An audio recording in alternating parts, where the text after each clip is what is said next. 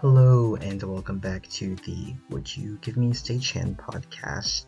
My name is Toby Baton, and today we are talking about my experience stagehanding for the first time, as well as we're talking thesis films with my good friend Abby Rhodes. We talk about her upcoming thesis film called Dykes and Their Phalluses, experience for her writing it, directing it, all that fun stuff. Yeah, let's get right in. So the first day of stagehanding, I was working the load-in for Billy Joel and Karol G at Gillette Stadium, which was in Foxborough. So I took the train, and luckily on my way there, I saw some people who just looked like they were stagehands and had some multi-tools with them and were wearing all that garb. So I asked them if they were also going to the Gillette Stadium load-in, and they said yes.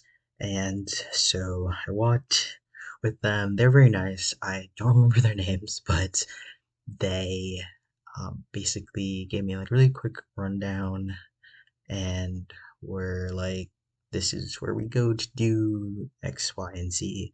Basically, IATSE was set up in the parking lot pretty close to the entrance, and you sign in with them and they give you a wristband that coordinates with a specific department, and the wristbands are different colors. I was put in the pusher department, probably because I was just starting out and on the D list, meaning I had the lowest seniority. In hindsight, when you fill out your availability, you have the option to put your skill set and your interests, which I didn't do, and I should have done, because then maybe they would have put me in the video department from the jump. Who knows? But it ended up working out fine. So then we walk into the actual stadium, and the stage is already set up, but nothing else. Basically, no floor seating is set up yet, just the stage. And there are a bunch of loading trucks that's a lie. There are probably like two loading trucks with all the equipment, but they're two huge trucks.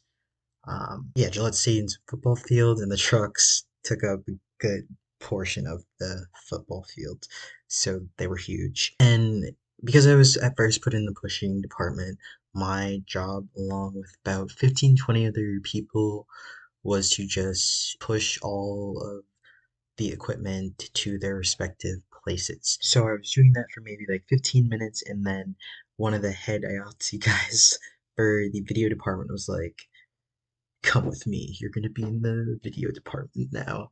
And in my head I was like, score, I don't want to be a pusher. So that was clutch. So I got to be in the video department, and that's where I spent the rest of the shift.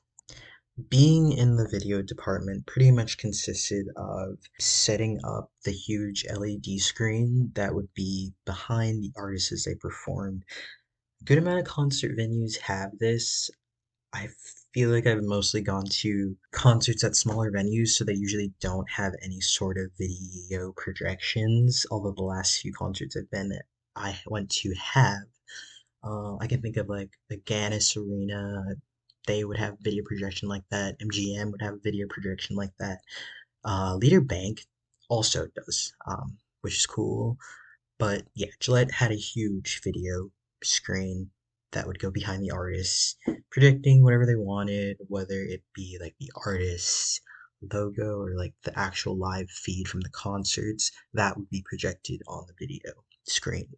So, being in the video department basically entailed slowly assembling the screen row by row. And it was probably like 100 pieces of these huge LED flats that are maybe like, I want to say 4x4. So these screens were stage right and stage left upstage. We built them into different intervals. They were pretty heavy. They were made out of metal and LED. And so we had to assemble the screen in a very specific order. So first we would slide the respective LED screens so they were all like lining up next to each other. And then we would plug in the actual wiring which went across each LED panel, and then we would latch them together, and then another IoT guy who was higher up would hit a button on a lever that lifted the screens up, and then we basically just did that over and over and over again until the entire LED screens were up in the air. And we did that for stage right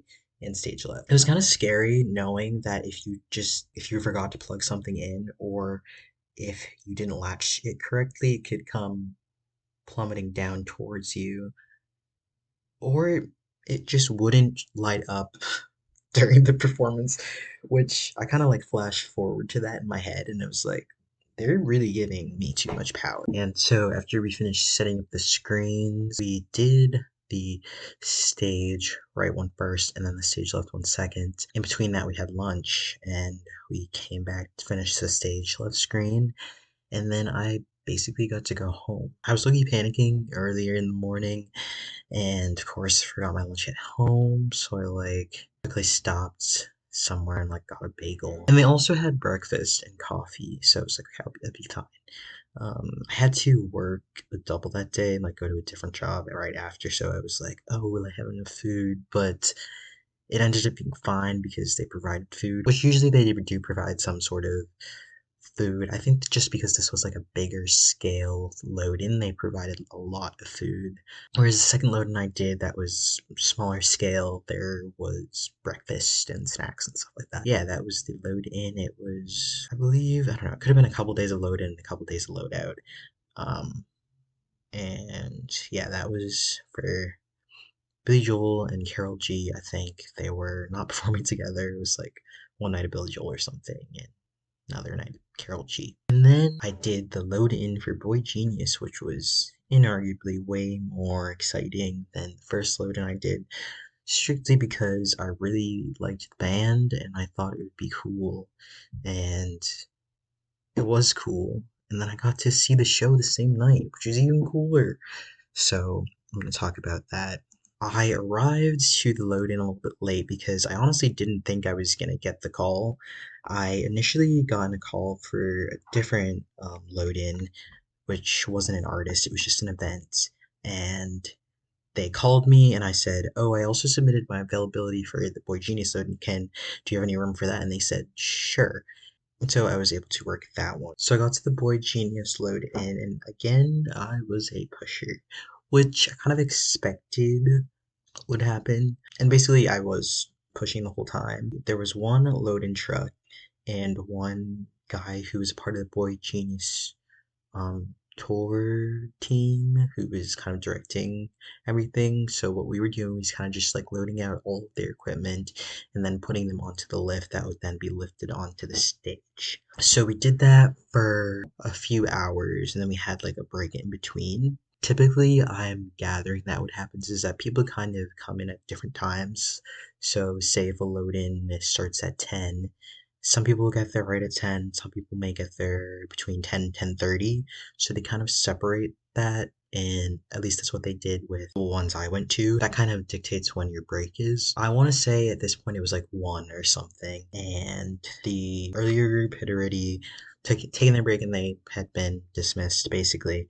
And so the people who came in a little bit later, which was me, we stayed for a little bit later just to assist the tour team. Like, I don't really know how to differentiate it because there were the stagehands who were union, and they were the people with the team, with Boygenius's team, who were, I don't know if they were union, but they were like, they all had like Boygenius passes on them, so probably hired their own like lighting guys and whatever just to assist. And um, they really, really knew what they were doing. What I was basically doing the last like 45 minutes was helping the actual tour guys with stage setup.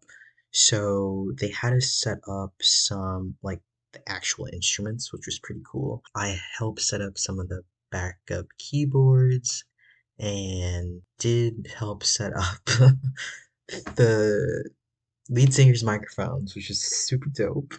I can't remember whose I put, but I think it was Phoebe's, and that was super dope. You just know in my little heart of heart that I had a tiny role in that. What else did we do? We also helped them rig some lighting, very minimally, and we helped them set up the lighting as well. There were other guys doing more stage lights, and I can't remember if somebody was doing sound. But basically, that's what I did for the Boygenius load in. And then the day was over, I got to go home, get ready for the show, and we went and saw the show, and it was super cool.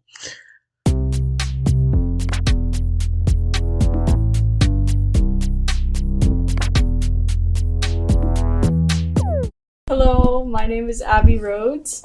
I'm a senior at Clark University, and I made a movie, and we're going to talk about that. Yeah, heck yeah. So, I guess you kind of already did this, but introduce yourself and talk about how you got involved in film.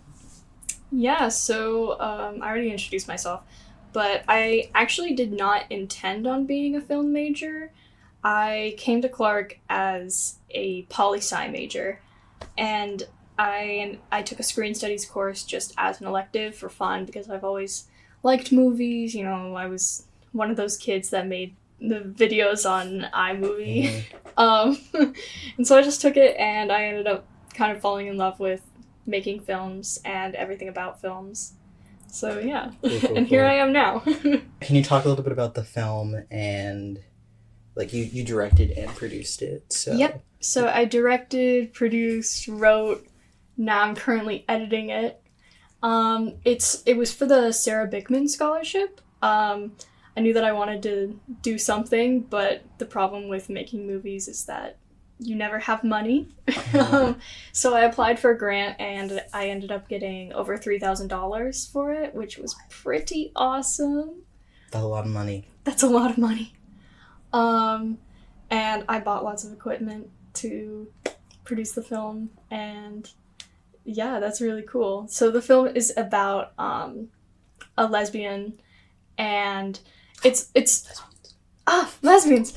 And it's sort of about her idealizing a relationship with a woman that she sees from across the bar. So it starts in like a real world atmosphere, and then it quickly goes into a dreamlike space. Yeah. Yeah. I remember when you were first telling me about it, you said it was kind of experimental. Is that true? Yeah, it's definitely on the experimental side. I took a lot of influence from Twin Peaks, you know, when they go into the red room. Yeah. And yeah. So I liked that a lot. And then there was also that sequence from Go Fish. Do you remember the sequence? You've never seen Go Fish. Oh my god. There's a sequence from Go Fish where the main character is she's writing in her diary, and then it flips to like a dream sequence where her and a bunch of other actors are acting out exactly what's happening in her diary, and I just thought it was so cool to like go into the mind of someone, and that's kind of what I did. Okay, so were you like also DP on this, or did you have like any assistance? Like, did you have like an AC or? I was not DP. Okay. I got my good friend Zeke Fairley to be DP, and then my other good friend Gianni Wasp to AC on it. I had an entire crew, actually. So my core crew, though, was Zeke, Gianni, and then Nicole Overbaugh. They were my assistant director / producer, in a way. And they helped keep me grounded, which was very nice. Yeah, that big head of yours really need to stay humbled. I know. And I had a bunch of other people help out, and they were all awesome. Did you shoot mainly in the Worcester area, or did you stray out of that at all? I shot all of the real life sequences at Fembar in Worcester, which is a new lesbian bar that just opened up. It's actually one of the very few lesbian bars in the entire country. They were very, very gracious and let me film there on a day that they were closed. And then all of the dream sequences took place on a stage in a black box theater, and I built the set, like, essentially from scratch. Cool. And yeah, all of those were filmed there, and we switched a lot of designs around depending on the scene. So how did you go about asking Fembar for permission to shoot in there? Were they like nice about it, or were Yeah, they I like, literally "That just sounds sent the weird"? owners an email and I was like, hey, can I shoot my thesis film? It's about lesbians. So you led with lesbians, and they were like, Yeah. "We would be." And then they were like, yeah, Remiss to sounds not- good. Okay, so so they let you do it for free. Did you Yeah. have to like, okay, that's it's nice. You don't have to like I know. run and gun or like steal. They were so shots. nice. They just let me have the space for an entire day. And how long was like the shooting process on an average day? Mm. Like, take me through like the production days, and like what you shot on which day, and how what Mhm. that entailed. Yeah, so the whole process took 4 days. I reserved in 5 days, so Monday through Friday, to take care of everything, but we didn't end up using Friday, so we only used Monday through Thursday. And every day we would run about 6 or so hours, sometimes more. So we devoted the morning to building the sets, getting all the lighting set up, and then getting the actors into costumes. And then we spent the afternoon actually like filming things. So on average we would do like 2 or so scenes a day, but there were some days where we had to do only 1 scene because it was just like so complex. Lots of camera choreography and whatnot. And like we're all students, so we're still learning, Right. and there was a lot to overcome and troubleshoot. So how much of it was like in the pre-production process, and how much of it was just kind of like adapting when those problems like came up? So I tried to micromanage everything as much as possible in the pre-production phase. And then once we actually got to set and started doing things, I kind of went completely improv on that. Yeah. Like on the sets, for example, we were just going to shoot on an empty stage, and that was going to be our set. Okay. But then I got onto location and I was like, no, this is all wrong. And so we ended up using like pallets, like flats, and built a box and used all that to make like rooms for the sets. Obviously they all look completely artificial, and that's like on purpose, but it's super different from what I was imagining with just like an empty stage. Okay. So that was crazy. So what was that? How did that look? Did you just like come in with like plywood and like screw guns? So there's a workshop with pre-built flats, and we just got a bunch of nail guns and like built them all. And then we raided the prop room and just used what we could find in there to make the rest of the sets. So did you have like a designated design team, or was it kind of just like everyone doing everything? Yeah, so the designated design team was Isaac York, one of my good friends, and my roommate Ursula Zia, and then I obviously helped with the design too. I was like, oh no, I like that, and that's bad, blah blah blah blah. Whatever. You just turned into an old man. Yeah, I did. Grumpy man. I turned directing. into who's a grumpy director? I don't know. I don't know. I thought of Danny DeVito. Danny. I don't think he directs. No, I don't think he directs either. But yeah, I kind of turned into that old man. I did the stuff, Okay. and it looks really cool. It does. We worked with what we have.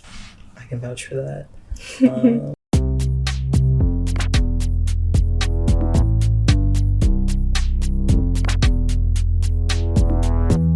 When did the idea like spur in your brain, and like how long did it take you to put things on paper and like fully flesh out those ideas?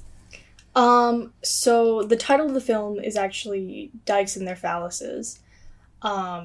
And the idea happened before I got the scholarship. Originally, this was supposed to be a photo series where I took photos of lesbians wearing like strap-ons or just like kind of posing, whatever, kind of fun. How lesbians do. They're posing with their phalluses. And it's supposed to be like powerful, like women do not need the patriarchy, whatever. And then I just didn't really do anything with that idea. and I heard about the Bickman Scholarship, and so I ended up applying for the Bickman Scholarship, and I realized, oh shit, I need to make a film. And so I made the screenplay after I got a bunch of money. It's usually how it works. Yeah. I gave him a general idea, and the idea has changed completely. Okay, so did you have, like, an advisor? Like, who was your advisor? Like, who was walking you through it all? Soren Sorensen was my advisor, so he helped me with the production process.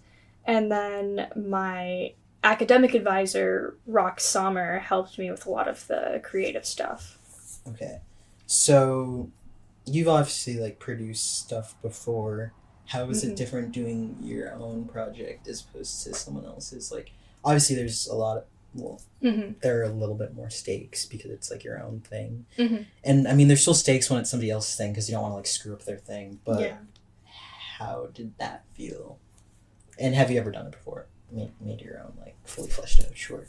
It was crazy, and I felt all-powerful in the moment. But I was also extremely stressed out. It's better working on other productions where I'm not necessarily the director, but also I felt like a lot of pride being the director and being like, yes, these people are working on my project and making my vision happen. Had a little bit of an ego moment where I was like, oh yeah, this is so awesome, I'm such a genius.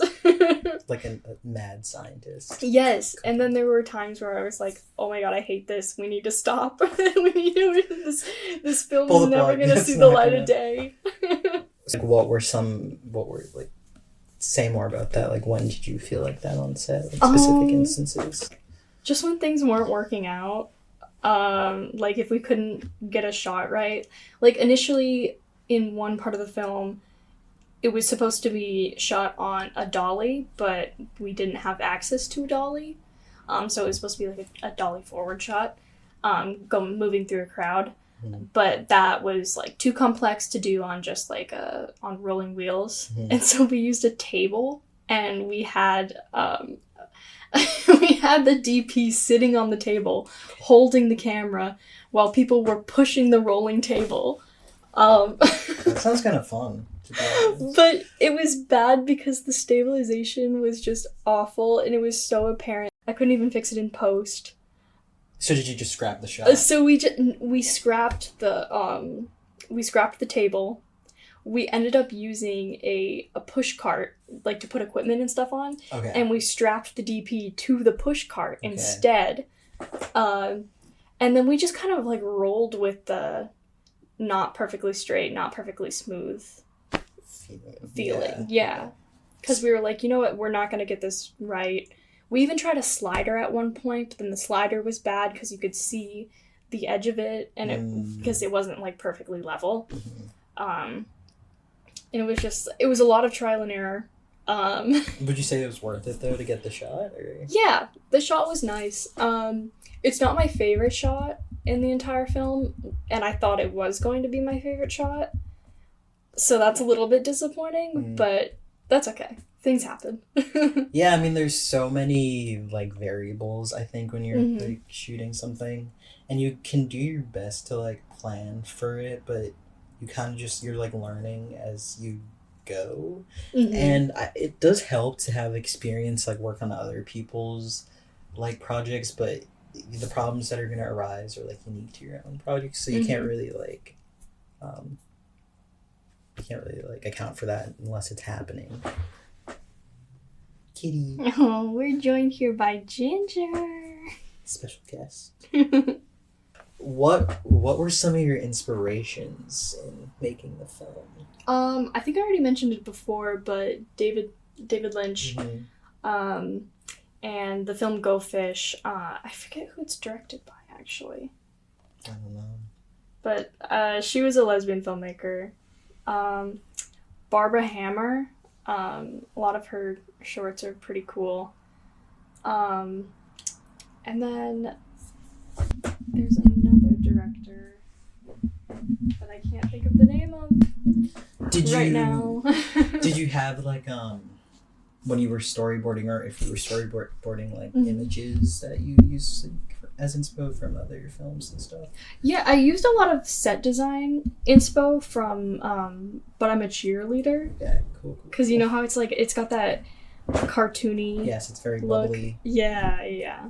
And so I tried to use that for a lot of the sets. And then I also really like the neon colors of like the film Fallen Angels. That one, I forget who it's directed by, but like they're more green, and I used pink instead of green. But I liked the neon, like vibrant bar look of that film. What made you go for pink? Was that like a thematic choice or? Because rose-colored glasses. Okay, so it's more of like a narrative choice. Mm-hmm. Okay. And it's also just pretty. That's true. And Fembar is a pink place, so That's true. I really wanted to play up the pink. How long did it take to build most of the sets?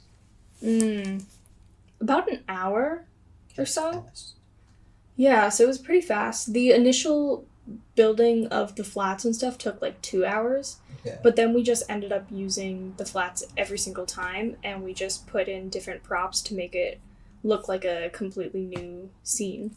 But we kept like the background consistent, just for funsies. Also, I think aesthetically it looks interesting. Because I feel like the way you're explaining it seems like it was all time consuming, but you did it in such like a quick, in such a short amount of time. Because a lot of it was just on the fly. Okay. And did you plan for it to be like that, or was it just kind of like that? It just happened. Okay, so you directed and produced. Well, you had someone else produce it, right? I produced it, Okay. but I had an assistant. Okay, so you had assistant producer. You're editing it. You kind of just basically did it all. Did you ever think that you wouldn't have the capacity to be doing so many things? But you shot it over the summer, so it wasn't the semester was happening. So how much time were you dedicating, like to pre-production? Pre-production, I finished most of pre-production actually in the spring. Okay. And so I had all of summer to start working on more things and like finalizing things and things. Doing things. Yeah.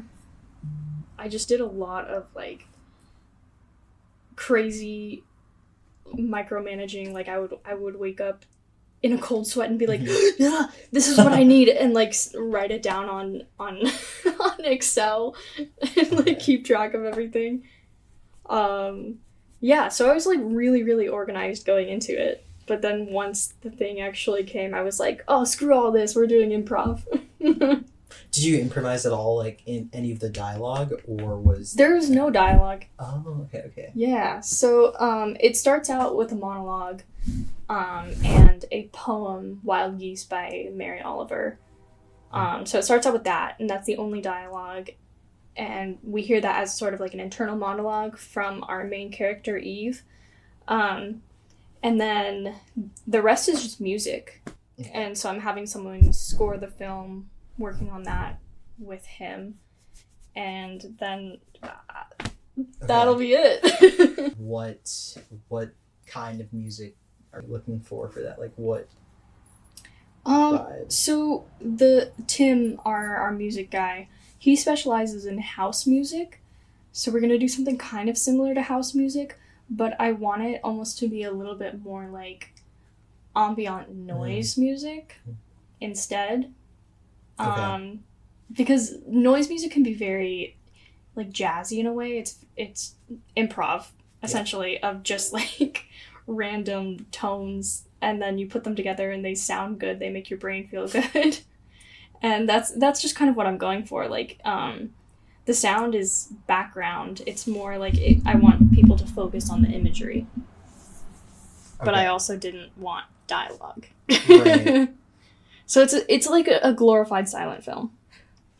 And those are some of the coolest films I've watched. Yeah. But is there a reason why you didn't want it to have dialogue? Did you not want it to be like... I suck at writing dialogue. Oh. And it's actually really hard, but I've been finding lately that, I mean, dialogue doesn't make or break a film. Like, some of my favorite films have, like, very little dialogue. So I feel like it's kind of easy to be, like, when you're somebody who wants to make films, like, oh, I have to constantly be writing, and I don't have enough words in my script or blah, blah, blah. But I think a lot of it is actually, like, not that at all. Yeah. Like, you can write a very good dialogue-heavy film, but you can also write one that doesn't have a lot of dialogue, and it's just as good, if not better. Yeah. So, yeah. I hate writing dialogue. That was the main reason, but I get what you're saying. Yeah, I mean, especially because you don't have... There's a genre, but it's kind of, like, undefined in a way. So it's easy to write for genre, but when there isn't really a specific genre, you're like, what are you writing towards? Oh, okay, but since there isn't dialogue, how did you... Did you find that you were kind of still forced to, like, follow, like, plot points and structure, or is there kind of, like, is it not really traditional narrative in that sense where there's, like, no conflict or resolution or climax? It's very loose. There's not a lot of an overall... There's not necessarily, like, a story being told, but you kind of understand through the different scenes the emotions that are happening. So it, like... How should I describe it? It goes from a girl seeing another girl from across the bar. She imagines their life together. There's so much cat hair. There's a lot. And so she goes into a dream sequence where she imagines their life together. And the first part of the dream sequence... Look at the way she's looking at you. It's so weird. You know, she's bashful. No, she's like, oh, you guys are making fun of me. Yeah, we are. The first part of the dream sequence is her and her lover. They are sitting together having a picnic, and the first thing that she does is propose. So we don't see, like, the beginning of the relationship. We only see, like, when they're supposed to be at their happiest, when they're like, oh, I want to spend the rest of my life with you, whatever. And then immediately it cuts to the next scene where the two are in bed, but they're obviously, like, pulling away from each other. And so the audience is supposed to sense that, oh, okay, like, there's something going on here. Something that's not really quite right. And then it cuts to the next scene where it's the wedding, and everything's perfect and lovely, but there's something a little bit off about it. Because, like, for example, all of the guests are wearing masks. They're in a very artificial environment. That kind of a thing. But it's still, like, happy, and you would perceive it as happy unless you were kind of, like, picking up on little things. And then the next scene after that... What is the next scene after that? 5? What was 5? Our main character is seen, like, draping herself over a television where a looping video of her wedding day is being played. But she's obviously been, like, crying and thinking back on the happy times. She's not happy anymore.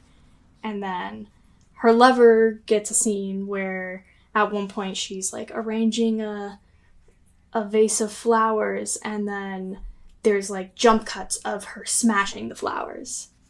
And so there's something wrong. There's something wrong, obviously, in the relationship, but you don't see what's wrong about that. And then the last scene of the dream sequence, they're both old and sitting in wheelchairs, but they're not talking to each other. They're not looking at each other. They're not touching. They're not anything. They're just sitting in silence, far away from each other. And so you're supposed to kind of, like, interpret the emotions that are going on in that. Right, so there's clearly a lot of thought put into the progression of the story, but a lot of that happens in the subtext. So was there, like, a written, like, scheme of, like, A, B, C, or did you kind of... No. I just kind of was like, I want these emotions to be displayed on the screen. I'm gonna write some cool scenes that I think would be really pretty to make. And then like the extra stuff just came out. Okay. Mm-hmm. Something I kind of think about is the fact that I guess for like people who make films, a lot of the things that they're like trying to convey, like if they were to watch it, it would come really easier to them, but like it might not come as easy to the audience. So were you kind of like catering the script to a specific audience to avoid that, or was it more like I'm just gonna make it and then anyone can interpret it how they want to? The latter. I was like, I like the way this looks. I like the story that I'm telling. People can figure it out. Yeah. Going back to what you were talking about with the wedding scene, and there's like a scene where the two characters are watching that, or it's happening on the TV behind them. Mm-hmm. Can you talk about what it was like to film everything related to that? Like, did you obviously film the wedding scene first? Mm-hmm. Or? Yeah, that was an interesting thing because those days happened back to back. So we filmed the wedding sequence on a Wednesday. So we did all that, and then I made time to shoot the footage for the TV on a camcorder, and so I got all that random footage, and then I put together a micro video on my computer right after we wrapped for the day on Tuesday or on Wednesday. What's that? What's a micro video? It's just like a little snippet. Okay. So I made like the snippet that I was gonna put on the TV that Eve is like draping herself over. So I just like used a little bit of footage from a camcorder and made that tiny movie that's being seen. And then I made the video, and then the next morning I showed up and we actually figured out how to like reverse engineer an old TV so that we could plug in our laptop to the old TV and display the video from the laptop onto it. It took a lot. And we had to use the owner's manual, and there was a trip to Best Buy at one point, but we did it. I was so excited. I mean, yeah. Mm-hmm. That sounds like quite the endeavor. Yeah. Wait, so did you have the camcorder also shooting the scene on like at the same time? Like, did you have like the regular camera shooting the wedding, then also the camcorder? No. We did all of the regular camera work first, and then I took the camcorder and I just started recording a bunch of things that I thought were cool. Oh, okay. Right. And then I took the footage from the camcorder and edited that all together. I see. Yeah. Okay. Was that your original plan for that scene, or like were you like, I want to have the camcorder? The original plan was to put the footage from the camcorder onto a VHS tape, but that would have been way too much to do in the turnaround time, because then I would have had to like put the video onto, I'd have to burn it onto a DVD, and then I'd have to put the DVD into a DVD/VCR machine, whatever, and then I would have to burn it onto a VCR tape, and then I would have to put the tape in the TV, whatever, all of that kind of stuff, and it just proved to be way too much work. And so I just kept it as a file on my laptop, and we did the reverse engineer thing where we figured out how to just plug in the laptop to the TV and have it play on there. So it was playing like a video game. That's so cool. So did you have like a point person that you were kind of going to when you had any like technology problems, or like somebody to like bounce off ideas from? Isaac York. Okay. He is so smart. He was the one who read through the owner's manual and was like, no guys, we can make this happen. Because we were like, oh shit, how are we gonna do this? Like, we can't figure it out, because there was a lot of trial and error. And then he was just sitting in the corner, like, reading the owner's manual, and he was like, no, we can do it. And then he just magically did it. And he was insane. Like, we thought that we were going to have to mask over the TV screen and just, like, put something on there, and then it would have looked so stupid and, like, flat, and I don't know. But we ended up being able to do it, and it was so exciting. That is really exciting. Like, that shot was really sick. I really liked it. Another thing I wanted to ask you about was casting. Like, how did you find people to be in it? Like, because there are only 2 characters, right? Yeah, but then there's also some extras. Okay, yeah. How did you find the main characters and then also the extras? One of which was my old roommate. Isabel. The love interest was actually the first person that I cast. So I put up a post on Facebook in, like, a New England filmmakers group asking people to apply, please audition. And I got a couple responses, and so I ended up going with Sarah, who was ultimately cast. And then the main character was a little bit harder. We went through a couple different people who said that they could be in it, and then they were like, oh, actually, never mind, I can't, I'll be busy. And then I was, like, at my wit's end, and I asked my friend Eve if she would act, even though she's, like, not really an actor. Like, she acted in high school, but that was about it. And she was like, yeah, I guess so. And she ended up being, like, the perfect choice. Like, she was phenomenal. She was awesome. And then all the extras are just people that I forced to be in it because they were my friends. Yeah.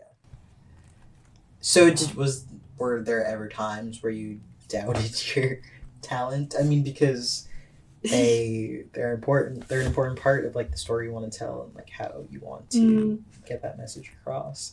And also, like, I've never really worked with, like, specific talent before. I'm not gonna name names because I feel like that is not cool. So working with talent can be hard. That's what we learned at the end of the day. Do you have any, like, what were some of the takeaways that you learned, like, that you bring into another project that you didn't think you'd learn? I learned that it's really hard to keep control, but it's great to have a good team that you can delegate work to. Because you learn quickly that you will get very, very, very overwhelmed if you're doing everything, like me. But, like, having my camera team be exclusively in charge of the camera, so I didn't have to constantly be like, oh, no, change to a different f-stop, to blah, blah, blah, blah. Or, no, I don't like the framing or whatever. It's like they read my mind. Because, well, like, first of all, I did make a shot list. So they knew that. But they, like, got the framing almost perfectly, and they were so efficient with building the rigs and stuff. Like, at one point we did a bird's eye view, and you saw that. And they had to build a rig where the camera was hanging over the balcony. And they were just so, like, good about that. I was like, what the fuck? How did you guys figure out how to do that? Like, they were just so good. And then Nicole kept me on track the whole time, and it was just, it was great. That is really sick. So have a good team. Work with people that you trust. Obviously, it's nice to have, like, new people to work with. Right. But I think relying on, like, your core people can be really beneficial. Yeah, like the people you've done classes with, and, like, you know their temperaments and you know their skill set, and they won't be so, like, unwilling to like help or I mean, and like even if you're doing new things or like things that are just like completely different, like, oh, I normally do sound, but this time I'm gonna be a gaffer. At least I know them, and I know that they're able to accomplish things.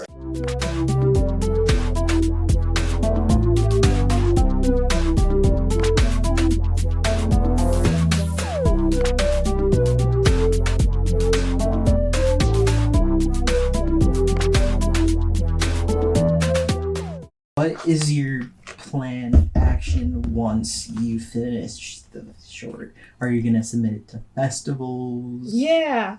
So first I'm gonna do a public screening at my college just to show people, be like, hey, look, I made this. I'm gonna flex on it. Mm-hmm. And then I'm planning on submitting it to various festivals. I'm basically gonna submit it to any festival I can because chances are I'll get into at least a couple. Yeah. And then I'm just gonna show it off. Be like, look, guys, this is what I can do. And I do plan on making more things. Right. So this was a launch towards a new career.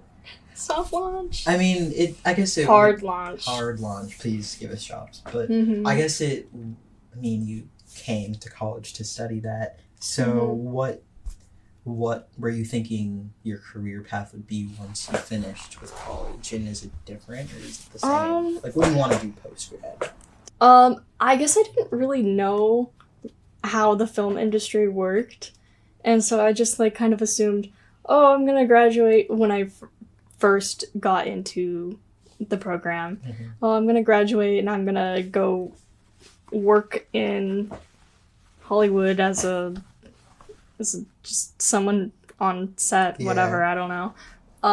It's a little bit different than that. So I guess when I graduate, I'll obviously like pursue my own creative stuff, but I'll probably start with just working on smaller sets and working my way up there, doing a lot of freelancing.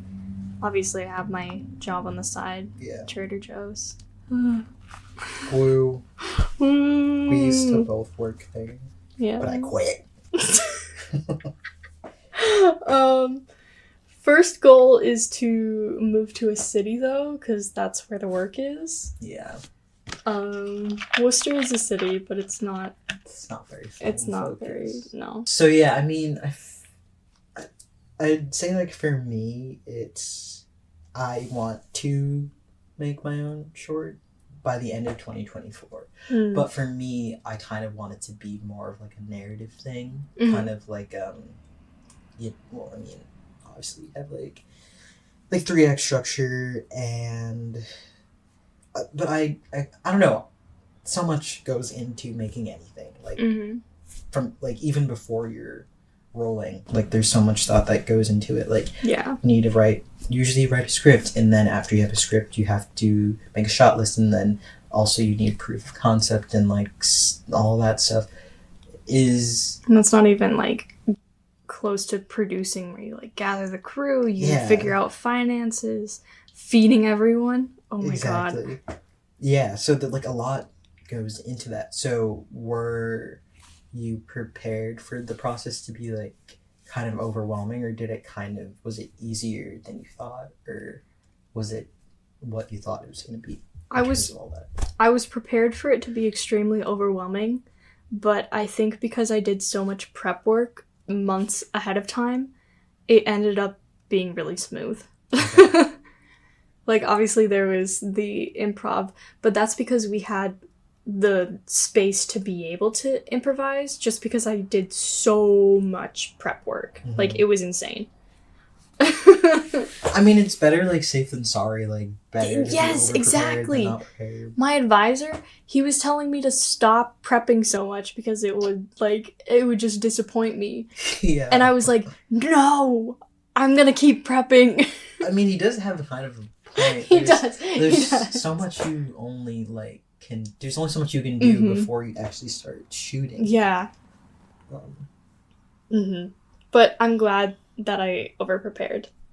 Because I think I'm happy with what it turned out to be. We'll see once I finish editing. I don't like editing. That's when I always get mad. Okay, so like talk about what the post-production process has been since you wrapped. So, putting things on the timeline. So there's something called drag and drop. You might not know. And cutting. The blade tool. The blade. That's not what I meant. So I like. Are you editing in order? That's something I guess I can start. Yes and no. Okay. I'm jumping around, And then I'm leaving the more complex, or I've been leaving the more complex scenes to do at later times because I'm like, I don't want to open up that can of worms right now. Right. And I mean, how do you balance it? Because you're still, like, I'm have still classes and a job. Yeah. So how are you maintaining a schedule? I go crazy. Back to editing. When am I supposed to eat? Never. Because you're editing. Because I'm editing. But I mean, you can. Here's a thought. Eat while you edit. I did that the other day. I did. I How got did that work out? a burrito bowl from Moe's. It was really good. Nice. It was awesome. I got a lot of work done. So this is something you've learned. You eat while you edit. Yeah. But yeah, has it been like overwhelming to balance everything, or? At times, I'm like, oh my god, I'm never gonna get this done. And then at times, I'm like, yeah, this is cool. Coasting. This looks good. This is awesome. Like one time I spent like 2 hours on trying to figure out the perfect ghosting effect. So I mixed a ghosting effect with a time-lapse effect to make like a cool image. And there was a lot of trial and error with that because I was like, no, this looks funky. And then I was like adjusting speed and opacity, and it was like a lot. And how did you finally nail it? I watched YouTube videos. So you were overwhelmed at times, but other times I'm like, you know, this is okay. This is going well. And I think it's going to be a pattern that's gonna just keep on occurring for the next couple of months. And that's okay. So after you finish this project, do you have anything else in the works, or do you kind of want to like take a break, focus on school? I actually do have another project that's currently in the works, and that I'm going to be doing this fall semester. Because at the same time? Because I'm insane. Yes. I'm not directing it though. I'm not directing it. I just wrote it and I'm producing it. Okay. So, and well, I'm also acting in it. That's a lot of hats to juggle. Juggle. So yeah, that's in the works. But I am teaming up with my core people, and we're gonna get this shit done. It's gonna be good. Is it like in the same vein as DATP or D and TP? D and TP? Sorry. Same vein. Anybody? As in or like genre wise, is it gonna be more like a traditional mainstream type thing, or is it? No, it definitely is more experimental. Okay. It's a let me give you the pitch. Okay. It's a Catholic confessional turned acid trip. Oh, that is so cool. So is it gonna have dialogue? At the beginning, yes. Okay. Yeah. The beginning. Interesting. That is very cool. When did you start developing that? Over the summer. End of July. Okay. Cool. And then I wrote the entire screenplay in like a week. And yeah. How long is the screenplay? It's only a couple pages. Yeah, it's heavy on visuals. Okay. Mm-hmm. All right. Okay. Last question, which is a question I ask everybody who I have on the podcast, and it is: when you think of your work, what do you want people to feel? Like, what type of emotions do you want to invoke, or like, what do you want? Like, you know how like in the vein of auteurship, if you think of Ari Aster, you're gonna think of something, or if you think of Wes Anderson, you're gonna think of something. Or what do you want your thing to be? I just want people to think it's cool. I want people to look at my each individual screen cap and be like, wow, that's a beautiful shot. That's kind of what I'm going for. Like right now, I don't think I've really developed a style, and I think the style will develop itself over time. But right now, I just want to focus on everything looking gorgeous. Like this shot could be a photo. I think that's a good. And I'm working from there. Amazing.